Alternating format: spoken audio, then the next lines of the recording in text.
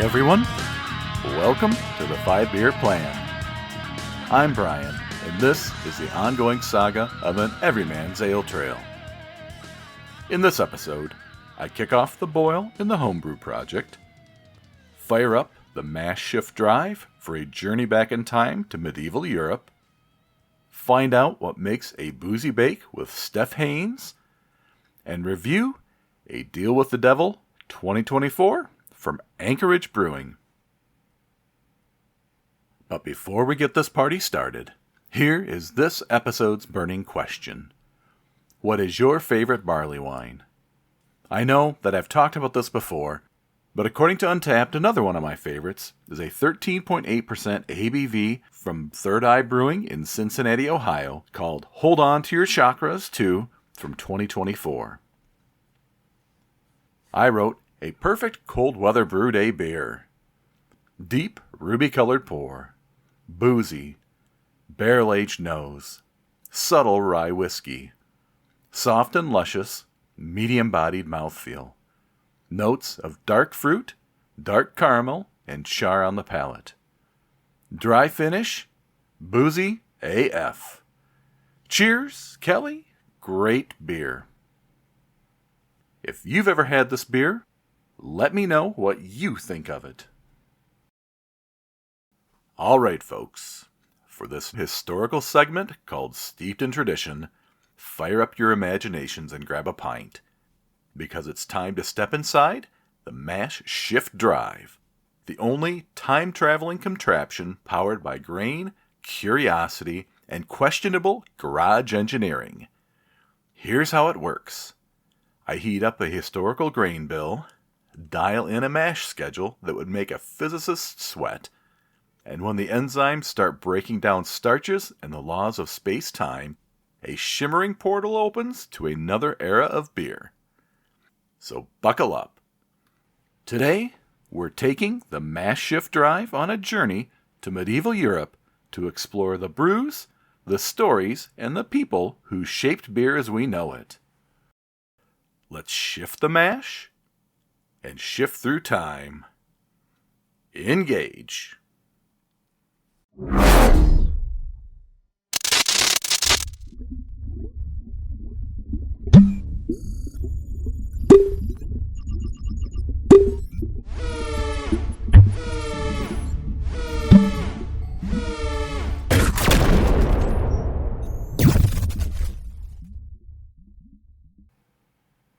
By the 3rd century AD, the Roman Empire had spread across the region surrounding the Mediterranean Sea, as far east as modern-day Turkey and Syria, as far west as modern-day Spain, and to the south, containing the northern part of the continent of Africa. To better manage the region, Emperor Diocletian split the empire into east and west in 286 AD. Rome was the center of the Western Empire, and Constantinople was the center of the Eastern Empire. This became permanent with the death of Theodosius I in 395 AD, whose 2 sons succeeded his rule. Once the 5th century rolled around, the Western Roman Empire began to fade. The unofficial fall of the Roman Empire occurred around 476 AD, as a result of overexpansion, economic woes, political instability and corruption, and external conflicts undefendable with a weakening military. This provided an opportunity for the monastic institutions to fill a societal void for centers of wisdom, benevolence, and stability. It was somewhere between the 6th and 7th century that monastic brewing emerged. This bridged a gap where brewing shifted from a largely domestic activity to a specialized skill preserved within these monastic institutions during the Middle Ages. Thus, just as in the previous era, the attitudes toward beer and brewing began to change as well from a barbarian drink to a staple of everyday life. Benedictine monks emerged from the Catholic Church and were formed as the Order of St. Benedict in the early 6th century. An organization for both men and women, they follow the contemplative teachings of St. Benedict. Operating in convents or monasteries, they were devoted to a life of prayer, work, and study. Men, commonly referred to as monks, and women, commonly referred to as nuns, took vows of stability, fidelity to the monastic life, and obedience. Interestingly, the men are also sometimes referred to as black monks due to the color of their outerwear, which is better known as habits. The Middle Ages were fraught with disease. Communicable diseases such as tuberculosis, dysentery, typhoid, ergotism, and the Black Death caused death, isolation, and breakdown of society. Many of these diseases were caused by poor sanitation, lack of clean water, and malnutrition. Thus, monastic societies became an important part of the regions where they were established. Monasteries were a safe haven for travelers, a source of benevolence for the poor, and a respite for the sick. During this time, the monks were establishing breweries, as brewing became a key feature of Northern European monasteries especially. Beer became a source of liquid that was safe for consumption. The balance between a life of prayer and labor by the monks was crucial in preserving and improving brewing. As centers of knowledge and agriculture, they began standardizing the quality of beer through improved processes and materials. They even began introducing hops, which bridged the gap between ancient domestic brewing and the commercial brewing in the late Middle Ages. The best-known monastic beer, Trappist beer, is brewed by, you guessed it, Trappist monks. As of 2025, there are approximately 11 Trappist monasteries in the world, 5 in Belgium, 2 in the Netherlands, and 1 each in Italy, England, France, and Spain. You might recognize brand names such as Orval, Chimay, Rochefort, or Westvleteren that you might see in higher-end bottle shops. All 11 produce beer, but only 10 of them have the authentic Trappist product label.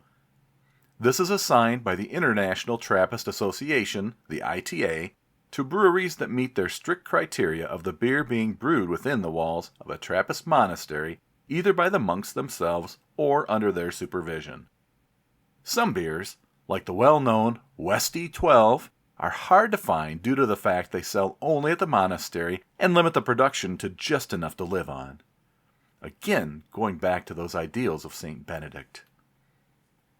If you're interested, for a pretty extensive list of monastic brewing worldwide, go to buildingcatholicculture.com and look for an article called Brewing Monks, a List of the World's Monastic Beers. I'll be honest, one day I would like to travel to Europe to visit some of these monastic breweries and get into a little bit of monkey business. Besides enjoying beers directly at the monasteries, it would be really interesting to go behind the scenes to see exactly how they are brewing and packaging their beer. I can imagine the process has remained largely the same for the last 1,000 years that they've been brewing.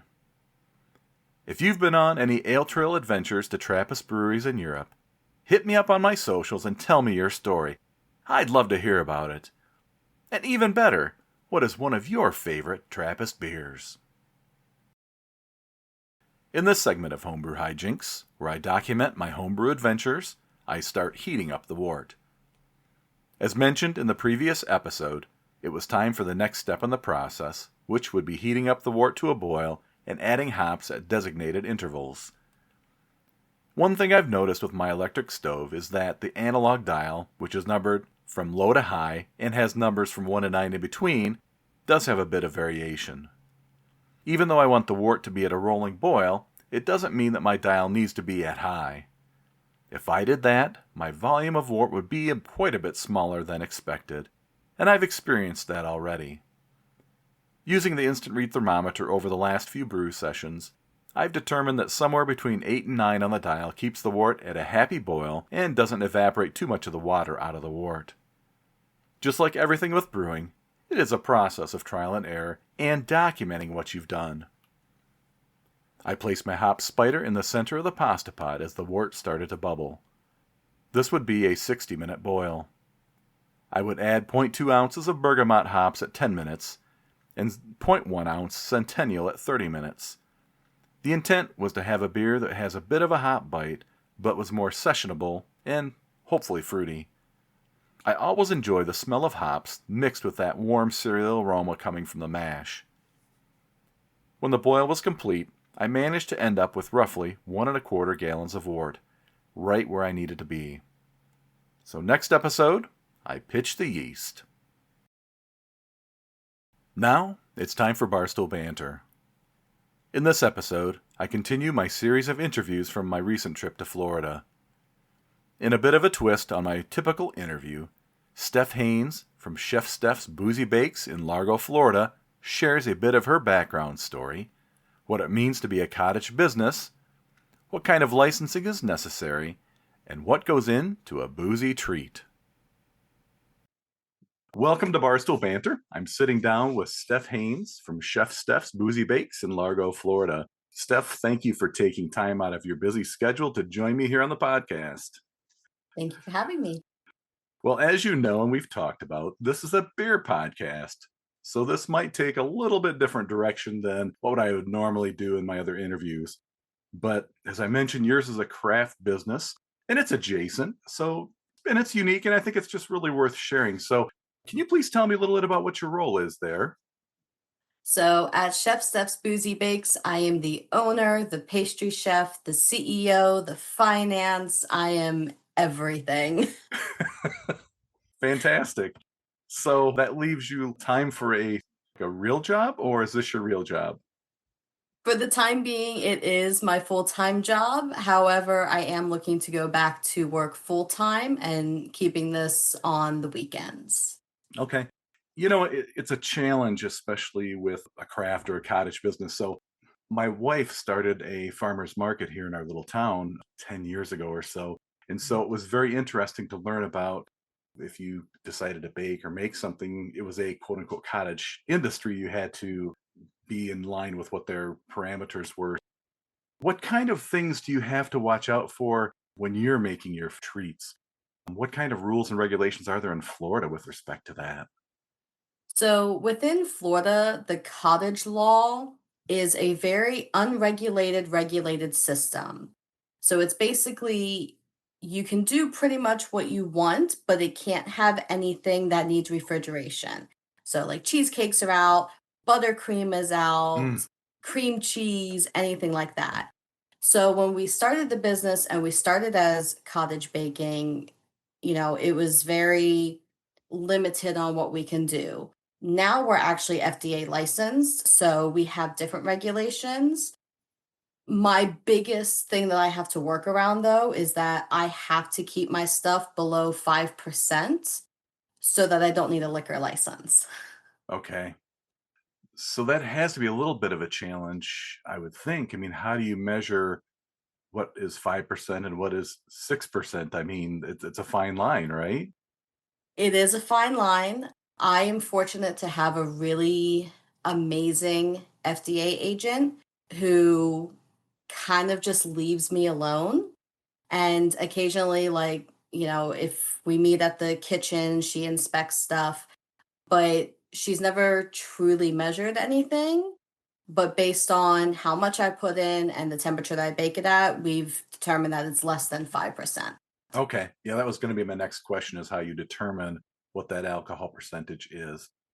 FDA licensing, so I assume that costs some money, yes? Oh, yes. It became a lot more expensive than I thought it was going to be because not only do you have to pay for the license, but having to be at a commercial kitchen, I have to pay a monthly fee as well as an hourly fee to bake there. It's pretty pricey. Wow. Yeah, because I know that in the craft beer industry, the licenses for that are very expensive. And that's why you see mainly just craft beer and you don't see craft beer, wine, cider, because those are all different licenses that Mhm. you have to have. And again, we're talking thousands of dollars a year. Yep. So you mentioned a commercial kitchen. So you bake off site then? Correct. Yeah. Because I have the license, I'm no longer allowed to do any of that from home. Everything from prep to baking to packaging has to be done at the kitchen. Okay.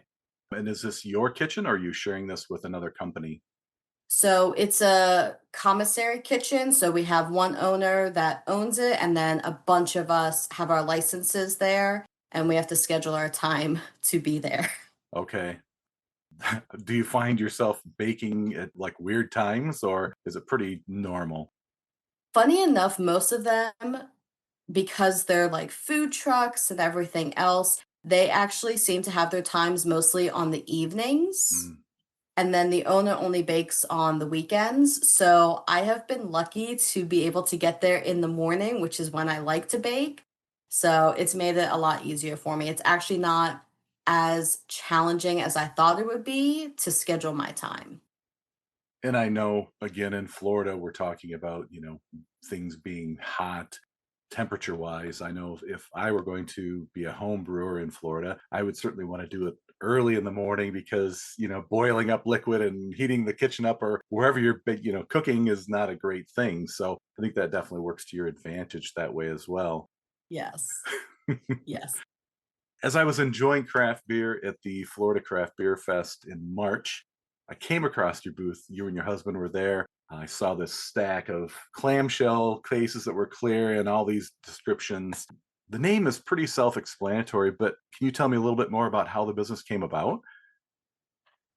It's funny when I approached my husband with the idea to get back into baking and going to markets and stuff like that, he's like, "That's great, but how many times do you go to a market and there's 5 other bakers? Like, you have to find something to stand out." And it's funny because I was sitting at work one day really needing a drink, and it just kind of popped into my head like, "Hey, maybe alcohol-infused desserts." And I literally spent my day at work creating the logo, and then we kind of test ran the idea at a market and it was a hit. So we've just been going with it ever since. Okay. So, follow up question to that is how long has Chef Steph's Boozy Bakes been open? We just celebrated our second anniversary. Oh, congratulations. That's Thank really you. great. Yeah, you're welcome. You mentioned that there's a limit to the amount of alcohol that you can put into your desserts. What does that typically look like? So let's just say you're making brownies, for example, and you're going to infuse them with, I don't know, Bailey's Irish cream. How much Bailey's Irish cream would you put into a typical batch of brownies? So the math figures out to be about half a shot to a shot per item. So each individual cookie could be about half a shot. If you take something like my whoopie pie, where I load up the marshmallow filling with alcohol, that's closer to a shot, maybe a little bit over because I'm a little heavy handed. Okay. So, how do you come up with your recipes? Where do you find your inspiration for these things? So it kind of comes in two different ways. I'll either have an idea of a recipe that I want to do. I'm from up north. I'm originally from Pennsylvania. So whoopie pies, as soon as I got that in my head, I was like, okay, I'm going to run with it. So sometimes the dessert idea kind of comes to me first, and then I have to find a Mm, liquor that fits it. Or other times I'll be just browsing the aisles of the liquor store. And if something catches my attention, I can figure out a dessert to make that features that alcohol. So, like, I had scrolled by a peanut butter whiskey. And I was like, "Ooh, I think a banana bread would do really well with that." And that's kind of how that got inspired. okay.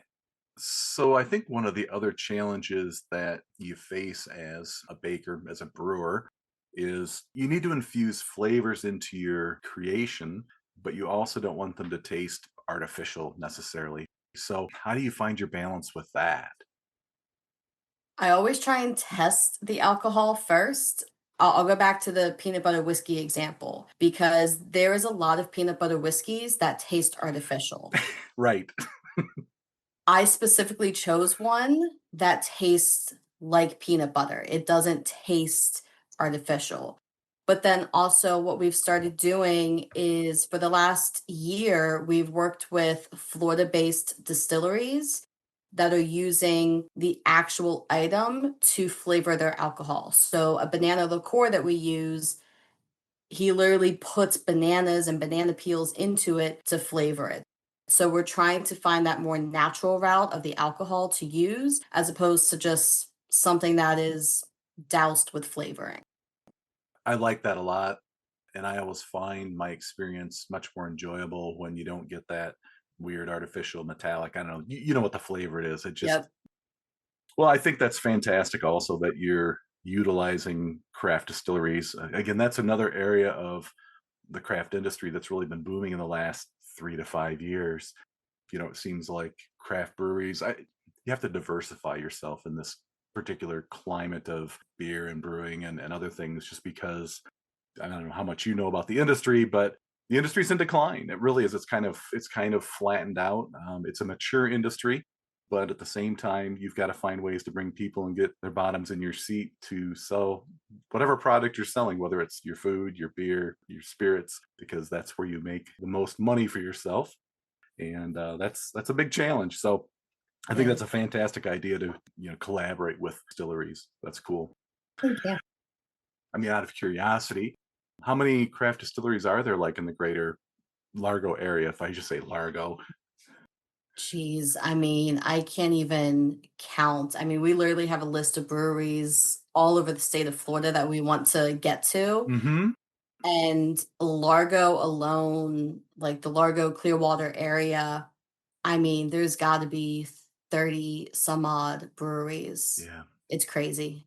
Yeah. It's fantastic. I love brewery bouncing, but it's getting massive. Yeah. It's overwhelming. It really is. Now I love the Tampa area. My wife and I have visited there for the last 30 years off and on because her mom and dad had retired there back in the late 90s. So we've had a lot of opportunity to explore. And it just keeps getting better, which is really nice. Yeah. So most professional brewers start out as home brewers. And I assume that probably you didn't just jump into baking without some experience. Can you tell me a little bit more about your origin story and how long you've been baking? So I actually graduated from Le Cordon Bleu in 2013. I went there for baking and pastry. As part of my graduation, I had to intern at some bakeries. So I worked at two of them. And to be honest with you, they made me not like baking anymore. One of them used box cake mix. Wow. The other one, I was making one style of dessert all day. So, because of my experience there, I left the baking industry for a good 10, 11 years. Wow. It just so happened that the end of 2023, my husband bought me my first stand mixer. That kind of reignited my spark. And like a month later, I was like, I want to start a baking company. Yeah. And then, he told me to make it unique. All right. So patisserie is your specialty then, I guess. Yes. I like a good pastry, I'm not going to lie. What is your favorite pastry to make? Like outside of like your boozy bakes, like when you were doing like your traditional, like when you were doing your schooling, like what was your favorite thing to make? Chocolate chip cookies. Okay. Are you a But soft cookie with or a the hard texture. cookie kind of gal? Chewy. They have to Okay. be chewy. Thank you. Yeah, have to be. My people like them crispy, and I'm like, that's Mm, just not the way they should be. no, not at all. Along the same lines, I mean, beer and baking, they're pretty similar. You've got your hot side of things, you've got your cold side of things. You've got some sort of a process you're following step by step, and you try to tweak it along the way to get that flavor and aroma that might be in your mind's eye. How do you approach recipe development along those lines? I'm going to be honest. I really did not expect it to be as difficult as it is. I thought that I could just take a regular recipe and swap out the milk for alcohol, but it's a whole different ball game. So sometimes I get really lucky, and a recipe that I have from either my family or from school, I can change it into an alcohol dessert, first time, and it's good to go. There have been some recipes where I have to try and try again a good 5 or 6 times before I get it to actually work. So I have to bring in math and science and all of the subjects that I was terrible at in school. I have to bring those into play, and I've literally spent an entire day trying to get a recipe to work for me. How does because this is something that I've also been interested in, I've been thinking about, how does the alcohol affect, let's say, the consistency or the way things do their chemical reactions in, the baking process? So, I don't know if you had noticed, but all of my cookies were a very specific shape. I did They were not. so I was they halfway were through the fest. That's true, that's true. So, I make all of my cookies in a cupcake mold because it prevents them from spreading out or getting disformed in any way. So I noticed originally that when I added the alcohol and did all the testing, the cookies would not come out the right shape, the right texture until I started putting them into the silicone molds. That way, everything stayed consistent. It had a good thickness to it and it kept it the texture that I wanted. So it's been a learning process. Okay. That makes a lot of sense that you would want to utilize something that will help keep the shape, because that's one of my things. So I bake and I cook, smoke, grill. I like it all. And I know when you bake, sometimes the same thing. If you get the wrong consistency with a cookie, it just becomes this massive, dinner plate shaped thing. And you're like, that's not really what I had in mind. Now, that's why I was wondering if the alcohol like thinned out the batter a little bit more than like water would or whatever you would add to it. Sometimes, yeah. I'm just curious. So let's just say you're making a batch of chocolate chip cookies that have, I don't know, let's just say you're putting in some of your peanut butter whiskey in it. Do you have to add more dry ingredients in order to help it bind more? Or, It depends. So, something like my donuts. When I use the alcohol, I typically have to add more liquids to help with the consistency. So, the alcohol doesn't thin out the batter as much as I need it to. And then what I have found is that I have to use alternative milks when using the recipe. So, like, I only use oat milk when it's required, but I have to definitely play around with the other liquids, the dries. Not everything plays nicely. I've also found that if the alcohol has a higher percentage, it makes the recipe even more difficult.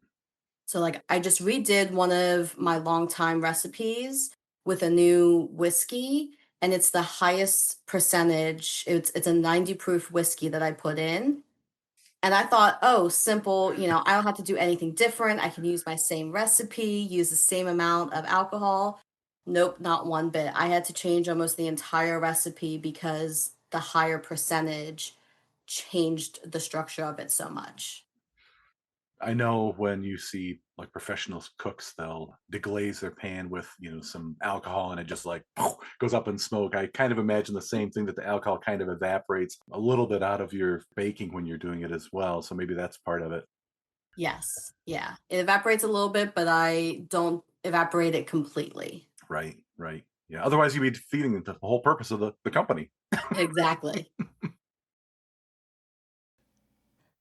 Last call. It's nearly time to wrap things up, but first, one more for the road. In this episode, I'm drinking a Deal with the Devil 2024 from Anchorage Brewing, located in Anchorage, Alaska. In a similar fashion as last time, my wife purchased this beer for me as a birthday gift last year at my favorite bottle shop, Harvest in Holland, Ohio. From the brewer, batch number 8. Aged for 16 months in a fantastic blend of barrels: Bernheim Original Wheat Whiskey, Elijah Craig 8-year Bourbon, and Russell's Reserve Bourbon. Without further delay,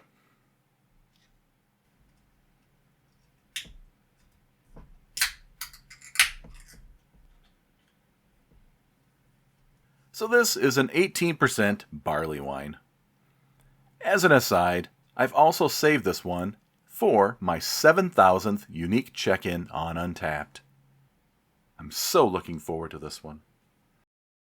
So I have to start out by saying I love the can. They have actually wax dipped a 16-ounce can, and they've done it upside down. The bottom of the can actually has wax dripping off of it, kind of upward, and the label is upside down. So eventually what I'll be able to do when I'm finished with this beer is I will clean out the can, and then I'll be able to display it or keep it upside down to be able to show the label. Just like every label that they have out there, this one's cool. It actually has a hand that is skeletonized, reaching over to shake the hand of the devil. Now I'm noticing here on the fingers of the skeleton, there's a wedding ring, and there is another ring that says BIL. I'll have to look that up and see what really that is all about. But anyway, I poured this beer out into a tulip glass. I think there's really no other way to really enjoy a big boozy beer like this. It pours a very, very, very deep dark color. It had a foamy mocha colored head on it to begin with kind of large bubbles, and that's sort of dissipated. Now it's just a few small bubbles around the edge of the glass. I also got a really big boost of bourbon when I popped the top on the can. As many of you know, I'm a drinker of barley wines and barrel-aged beers all year round. I'm not one that just really limits it to the wintertime. Although I will say that the current weather here in the Midwest has not been the greatest. It's been rainy, it's been cool. We've actually been below freezing a few days and got a little bit of frost. It's been nuts. So I think this is still an appropriate beer for the occasion. So on the nose here, I get a nice, rounded, balanced bourbon aroma. It's not really in your face, but it is there. Maybe even getting a little bit of caramel, maybe a little bit of toffee, just kind of that sugary, burnt sugary kind of vibe. It's a pretty looking beer. So, first sip impression. Wow. This beer, as soon as it hit my mouth, my body reacted. I mean, it's on fire. That's the only way I can describe it. That nice bourbon flavor just radiated from my mouth, and as it went down, as I swallowed it, it radiated through my chest. And I mean, and even it's strange. Even out to my limbs, I'm feeling a little bit of warmth effect even that far out. Crazy, crazy, crazy. So it has a medium to full-bodied mouthfeel on it. Even looking at how the liquid kind of remains on the side of the glass, it almost, I mean, for lack of a better explanation, it almost looks like the viscosity of like an olive oil. It's just a very slow beating effect down the side of the glass. The bourbon is there. As I mentioned, I think that it has a really nice complement of the various bourbon barrel aging that is contained within this. I get some nice notes of some chocolate in here. Certainly a little bit of dark fruit in here. But mainly I'm getting a caramel, toffee, that nice sweet kind of molasses sort of profile on this. It's nice. At 18%, it is certainly another one of those beers you want to sip on, you don't want to go crazy with. I'm really happy that I saved this for a special check-in, because it really is a special beer. Overall, I'm going to give this one a very high 4.5 tasters out of 5 on the Flipboard. Cheers, Anchorage Brewing. I'm always looking for new craft beverages to review. So if you've got one from your favorite local craft brewery, meadery, or cidery you'd like me to drink and describe, reach out and let me know. That's all for this episode of the 5 Beer Plan. With so many podcasts out there, thanks for choosing to listen to mine. Join me next time as I wrap up my conversation with Stef from Chef Stef's Boozy Bakes, pitch the yeast in the homebrew, and review another beer. Remember to hit the subscribe button on your preferred podcast platform to be notified of new episodes. Follow me on Instagram as well, 5Beer Plan 2022, to see what is happening on my personal ale trail. I'd love to hear from you, and there are several ways you may do so. Leave a comment for this episode on Spotify, direct message me on Instagram, or email me directly, 5beerplan@frontier.com. Be sure to support your local breweries, choose your beers wisely, and drink them responsibly. Until next time, keep walking your ale trail, and stay thirsty, my friends.